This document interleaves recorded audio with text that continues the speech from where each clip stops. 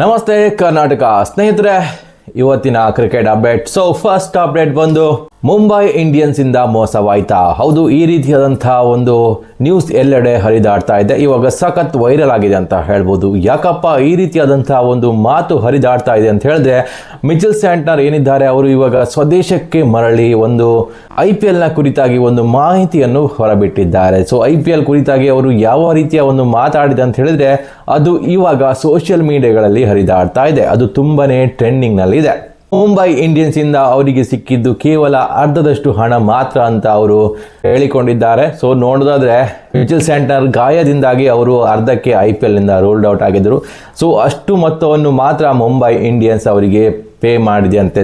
ಈ ಒಂದು ನಡವಳಿಕೆಗೆ Mitchell Santner ಗರಂ ಆಗಿ ಮಾತಾಡಿದ್ದಾರೆ ಅಂತ ಹೇಳ್ಬಹುದು. ಒಂದು ಫ್ರಾಂಚೈಸಿಯಿಂದ ಈ ರೀತಿಯಾದಂತಹ ಅನುಭವ ಆಗಿರಲಿಲ್ಲ ಅಂತ ಅವರ ಒಂದು ಮಾತಿನ ಅರ್ಥ ಆಗ್ತದೆ. ಯಾಕಂತ ಹೇಳಿದ್ರೆ, ಯಾವನೇ ಒಬ್ಬ ಪ್ಲೇಯರ್ ಇಂಜುರಿ ಆದರೆ ಅದು ಆ ತಂಡಕ್ಕಾಗಿ ಆಡಿ ಇಂಜುರಿ ಆಗಿರ್ತಾರೆ. ಅವರ ಒಂದು ಇಂಜುರಿಯನ್ನು ಆ ಒಂದು ಫ್ರಾಂಚೈಸಿ ಕನ್ಸರ್ನ್ ಮಾಡಲೇಬೇಕಾಗ್ತದೆ. ಅದು ಮಾತ್ರವಲ್ಲದೆ BCCIನ ಒಂದು ರೂಲ್ಸಿನ ಪ್ರಕಾರ ಯಾವೊಬ್ಬ ಪ್ಲೇಯರ್ ಇಂಜುರಿ ಆದರೂ ಕೂಡ ಅವನಿಗೆ ಪೂರ್ಣ ಪ್ರಮಾಣದ ಹಣವನ್ನು ನೀಡಬೇಕಾಗಿರುವುದು ಒಂದು ರೂಲ್ಸ್ ಆಗಿರ್ತದೆ. ಆ ರೂಲ್ಸ್ ಅನ್ನು ಇಲ್ಲಿ ಮುಂಬೈ ಇಂಡಿಯನ್ಸ್ ಫಾಲೋ ಮಾಡಲಿಲ್ಲ. ಅರ್ಧದಷ್ಟು ಹಣ ಮಾತ್ರ ಮಿಚೆಲ್ ಸ್ಯಾಂಟ್ನರ್ ಅವರಿಗೆ ಕೊಟ್ಟಿದೆಯಂತೆ. ಇದರಿಂದ ತುಂಬಾನೇ ಮಿಚೆಲ್ ಸ್ಯಾಂಟ್ನರ್ ಬೇಸರಗೊಂಡು ಈ ಮಾತನ್ನು ಸೋಷಿಯಲ್ ಮೀಡಿಯಾಗಳಲ್ಲಿ ಹರಿಬಿಟ್ಟಿದ್ದಾರೆ ಅಂತ ಹೇಳ್ಬಹುದು. ಅವರ ಪ್ರಕಾರ ತಾನು ಮುಂಬೈಗೆ ಆಡುವಾಗಲೇ ನನಗೆ ಪೆಟ್ಟಾಗಿದೆ. ಇದರಿಂದ ನನಗೆ ಫುಲ್ ಅಮೌಂಟ್ ಆದಂಥ ಹಣ ಬರಬೇಕಾಗಿತ್ತು, ಅದು ಬರಲಿಲ್ಲ ಅಂತ ಅವರ ಒಂದು ವಾದವಾಗಿರ್ತದೆ. ಈ ಮೂಲಕ ನೋಡೋದಾದ್ರೆ ಎಲ್ಲ ಫ್ರಾಂಚೈಸಿಗಳು ತನ್ನ ಪ್ಲೇಯರ್ಗಳಿಗೆ ಲಾಯಲ್ ಅಂತೂ ಆಗಿರೋದಿಲ್ಲ ಅಂತ ಕನ್ಫರ್ಮ್ ಆಗಿದೆ. ಅವುಗಳು ಏನಿದು ತಮ್ಮ ಬೇಳೆ ಬೇಯಿಸೋಕೆ ಮಾತ್ರ ನೋಡ್ತವೆ. ಪ್ಲೇಯರ್ ಇಂಜುರಿ ಆದರೆ ಅವರನ್ನು ಸೈಡ್ ಲೈನ್ ಮಾಡ್ತಾರೆ. ಒಂದು ವೇಳೆ ಓಡೋಕುದ್ರೆ ಅಂದರೆ ಮಾತ್ರ ಅವರಿಗೆ ಹಣ ಕೊಟ್ಟು ಟೀಮ್ನಲ್ಲಿ ಎಂಟ್ರಿ ಕೊಡ್ತಾರೆ ಅಂತ ಹೇಳ್ಬೋದು. ಬೇಡವಾದರೆ ಮುಲಾಜಿಲ್ಲದೆ ಹೊರಗಡೆ ಬಿಸಾಕಿ ಬಿಡ್ತಾರೆ. ಇದು ಫ್ರಾಂಚೈಸಿ ಕ್ರಿಕೆಟ್ಗಳ ಈಗಿನ ಒಂದು ಬಿಸ್ನೆಸ್ ಆಗಿರ್ತದೆ. ಇಲ್ಲಿ ಪ್ಲೇಯರ್ಗಳಿಗೆ ಖಂಡಿತವಾಗಿ ಮೋಸವಾಗುವುದಂತೂ ಗ್ಯಾರಂಟಿ ಆಗಿರ್ತದೆ. ಅದರಿಂದ ಪ್ಲೇಯರ್ಗಳ ಹಿತದೃಷ್ಟಿಯನ್ನು ಮುಂದಿನ ದಿನಗಳಲ್ಲಿ ತುಂಬಾನೇ ಕಾಪಾಡಿಕೊಳ್ಬೇಕು. ಅದಕ್ಕಾಗಿ ಒಂದು ಹೊಸ ರೂಲ್ಸ್ ಬರಬೇಕಾಗಿರೋದು ಅಂತೂ ಗ್ಯಾರಂಟಿ ಆಗಿರ್ತದೆ. ಇನ್ನು ನೆಕ್ಸ್ಟ್ ಅಪ್ಡೇಟ್ ಬಂದು ಹಾರ್ದಿಕ್ ಪಾಂಡ್ಯ ಇವಾಗ ಫುಲ್ಲಿ ಫಿಟ್ ಆಗಿದ್ದಾರೆ ಅನ್ನುವಂತಹ ಅಪ್ಡೇಟ್ ಬರ್ತಾ ಇದೆ. ಹಾರ್ದಿಕ್ ಪಾಂಡ್ಯನ ಫಿಟ್ನೆಸ್ ಬಗ್ಗೆ ಸ್ವಲ್ಪ ಕಸಿಬಿಸಿ ಇತ್ತು, ಆದರೆ ಇವಾಗ ಎಲ್ಲದಕ್ಕೂ ಉತ್ತರ ಸಿಕ್ಕಿದೆ. 100% ಫಿಟ್ ಆಗಿದ್ದಾರೆ. ಅವರು ಟೀಮ್ ಇಂಡಿಯಾಕ್ಕೆ ಎಂಟ್ರಿ ಕೊಡ್ತಾ ಇದ್ದಾರೆ, ಅದು ಅಫ್ಘಾನಿಸ್ತಾನ ಸೀರೀಸ್ ನಲ್ಲಿ. ODI ಫಾರ್ಮ್ಯಾಟ್ಗೆ ಮರಳುತ್ತಿರುವ ಹಾರ್ದಿಕ್ ಪಾಂಡ್ಯಗೆ ಇವಾಗ ಇಂಜುರಿಯ ಟೆನ್ಷನ್ ಇರುವುದಿಲ್ಲ.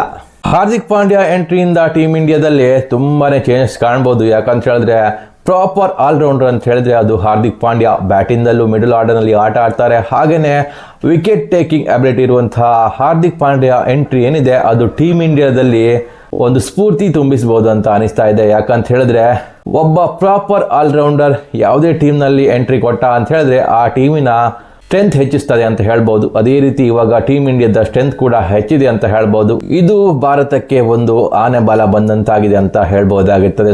ಹಾರ್ದಿಕ್ ಪಾಂಡ್ಯ ಎಂಟ್ರಿ ಏನಿದೆ ನಮ್ಮ ಟೀಮ್ ಇಂಡಿಯಾಕ್ಕೆ ಸದ್ಯದಲ್ಲಿರುವಂತಹ ಗುಡ್ ನ್ಯೂಸ್ ಆಗಿರ್ತದೆ. ಯಾಕಂತ ಹೇಳಿದ್ರೆ, ಕೆಲವೊಂದು ಇಂಜುರಿ ಅಪ್ಡೇಟ್ಗಳು ನಮ್ಮ ಟೀಮ್ ಇಂಡಿಯಾದಲ್ಲಿ ಕಾಣ ಸಿಗ್ತಾ ಇತ್ತು. ಸದ್ಯಕ್ಕಂತೂ ಒಬ್ಬ ರಿಕವರಿ ಆದಂತಹ ಪ್ಲೇಯರ್ ಟೀಮ್ ಇಂಡಿಯಾದಲ್ಲಿ ಆಡ್ತಾನೆ ಅನ್ನುವಂಥ ಸುದ್ದಿ ಒಂದು ಗುಡ್ ನ್ಯೂಸ್ ಆಗಿರ್ತದೆ. ಇನ್ನು ನೆಕ್ಸ್ಟ್ ಅಪ್ಡೇಟ್ ಬಂದು ವೈಭವ್ ಸೂರ್ಯವಂಶಿ ಅವರ ಬಗ್ಗೆ ಆಗಿರ್ತದೆ. ವೈಭವ್ ಸೂರ್ಯವಂಶಿ ಏನಿದ್ದಾರೆ ಬಹುಬೇಗನೆ ಟೀಮ್ ಇಂಡಿಯಾಕ್ಕೆ ಕಮ್ ಬ್ಯಾಕ್ ಮಾಡ್ತಾರೆ ಅನ್ನುವಂಥ ಅಪ್ಡೇಟ್ ಬರ್ತಾ ಇದೆ. ಇವಾಗಲೇ IPL ಡೊಮೆಸ್ಟಿಕ್ ಹಾಗೂ ಇಂಡಿಯಾ ಎ ಪರ ಆಟ ಆಡಿದಂತಹ ವೈಭವ್ ಸೂರ್ಯವಂಶಿ ಏನಿದ್ದಾರೆ ಇವಾಗ ಪ್ರಾಪರ್ ಇಂಡಿಯನ್ ಸೈಡ್ಗೆ ಎಂಟ್ರಿ ಕೊಡುವ ಚಾನ್ಸಸ್ ಇದೆಯಂತೆ. ಯಾಕಂತ ಹೇಳಿದ್ರೆ, ಮುಂಬರುವ ಒಲಿಂಪಿಕ್ಸ್ ಗೇಮ್ ಇದೆ, ಹಾಗೇನೆ T20 ವರ್ಲ್ಡ್ ಕಪ್ ಏನಿವೆ ಅವುಗಳ ತಯಾರಿಗಾಗಿ ವೈಭವ್ ಸೂರ್ಯವಂಶಿ ಬಹುಬೇಗನೆ ಇಂಡಿಯನ್ ಟೀಮ್ಗೆ ಎಂಟ್ರಿ ಕೊಡುವ ಚಾನ್ಸಸ್ ಇದೆ ಅಂತ ಹೇಳಲಾಗ್ತಿದೆ. ಬಹುಬೇಗನೆ ಎಂಟ್ರಿ ಕೊಡಲಿದ್ದಾರೆ. ಅವರನ್ನು ಅಲ್ಲಿ ಸ್ವಲ್ಪ ಪಾಲಿಶ್ ಮಾಡ್ತಾರೆ ಅಂತ ಹೇಳ್ಬೋದು. ಅವರ ಬ್ಯಾಟಿಂಗ್ ಇರ್ಬೋದು ಅಥವಾ ಅವರ ಫಿಟ್ನೆಸ್ ಇರ್ಬೋದು. ಒಳ್ಳೆ ಕೋಚಸ್ ಇರ್ತಾರೆ ಇಂಡಿಯಾ ಟೀಮ್ನಲ್ಲಿ. ಅಲ್ಲಿಂದ ಪಾಲಿಶ್ ಆಗಿ ಅವರು ಮುಂಬರುವ ನಮ್ಮ ಇಂಡಿಯನ್ ಟೀಮ್ನ ಕಾಯಂ ಸದಸ್ಯರಾಗುವ ಚಾನ್ಸಸ್ ಇದೆ ಅಂತ ಹೇಳಲಾಗ್ತಿದೆ. ಅದಕ್ಕೆ ಇವಾಗಲಿಂದಲೇ ವೈಭವ್ ಸೂರ್ಯವಂಶಿಯನ್ನು ಫಸ್ಟ್ ಪ್ರಯಾರಿಟಿಯಾಗಿ ತೆಗೆದುಕೊಳ್ತಾರೆ ಅನ್ನುವಂತಹ ಅಪ್ಡೇಟ್ ಬರ್ತಾ ಇದೆ. ಇದು BCCI ಕಡೆಯಿಂದ ಬಂದಿರುವಂತಹ ಆಲ್ಮೋಸ್ಟ್ ಕನ್ಫರ್ಮ್ ನ್ಯೂಸ್ ಅಂತ ಹೇಳ್ಬೋದಾಗಿರ್ತದೆ. ಇನ್ನು ನೆಕ್ಸ್ಟ್ ಅಪ್ಡೇಟ್ ಬಂದು KL ರಾಹುಲ್ ಏನಿದ್ದಾರೆ ಅನ್ಸೋಲ್ಡ್ ಆಗಿದ್ದಾರೆ. ಮಹಾರಾಜ ಟ್ರೋಫಿ ಏನಿದೆ ನಮ್ಮ ಕರ್ನಾಟಕದ ಲೀಗ್ ಆಗಿರ್ತದೆ.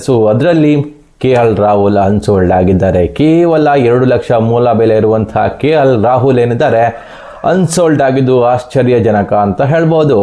ಇದಕ್ಕೂ ಒಂದು ರೀಸನ್ ಉಂಟು. ಏನಂತ ಹೇಳಿದ್ರೆ, ಅವರು ಅವೈಲೇಬಲ್ ಇರುವುದು ತುಂಬಾ ಕಷ್ಟ ಅಂತ ಅನಿಸ್ತಾ ಇದೆ. ಸೊ ಆ ರೀಸನ್ಗಾಗಿ ಯಾವುದೇ ಫ್ರ್ಯಾಂಚೈಸಿಗಳು ಅವರ ಹಿಂದೆ ಹೋಗಿಲ್ಲ ಅನ್ನುವಂತಹ ಅಪ್ಡೇಟ್ ಕೂಡ ಇದೆ.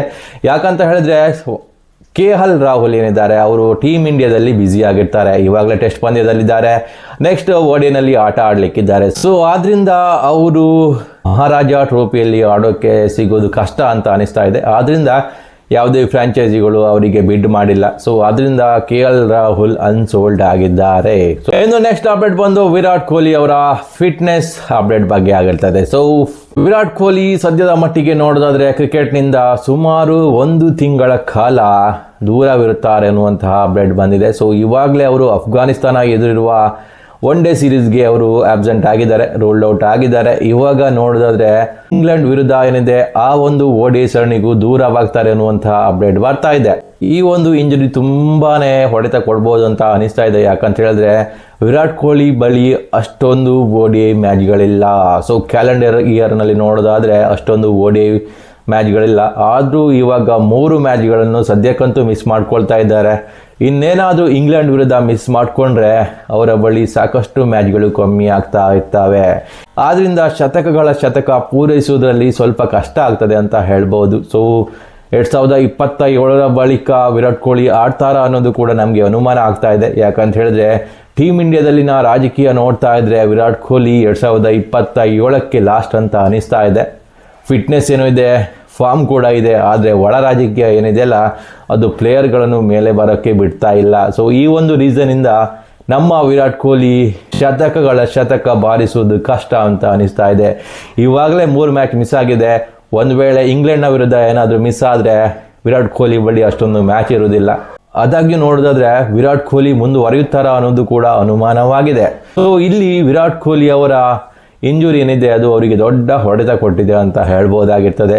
ಸೊ ವಿರಾಟ್ ಕೊಹ್ಲಿ 100ಗಳ 100 ಪೂರೈಸಬೇಕಿತ್ತು, ಆದರೆ ಇಂಜುರಿಯಿಂದಾಗಿ ಇವಾಗ ತುಂಬಾ ಕಷ್ಟ ಅಂತ ಅನಿಸ್ತಾ ಇದೆ. ಲೆಟ್ಸ್ ಹೋಪ್ ಏನಾಗುತ್ತೆ ಮುಂದಿನ ದಿನಗಳಲ್ಲಿ ಅಂತ ಕಾದ್ ನೋಡೋಣ. ಸೊ ಇದು ಇವತ್ತಿನ ಅಪ್ಡೇಟ್ ಆಗಿರ್ತದೆ. ಸೊ ಯಾರಿಗಾದ್ರೂ ಇಷ್ಟ ಆದರೆ ಲೈಕ್ ಅಂತೂ ಮಾಡಿ, ಹಾಗೇನೆ ಸಬ್ಸ್ಕ್ರೈಬ್ ಅಂತೂ ಮಾಡೋದು ಮರಿಬೇಡಿ. ನಮಸ್ಕಾರ.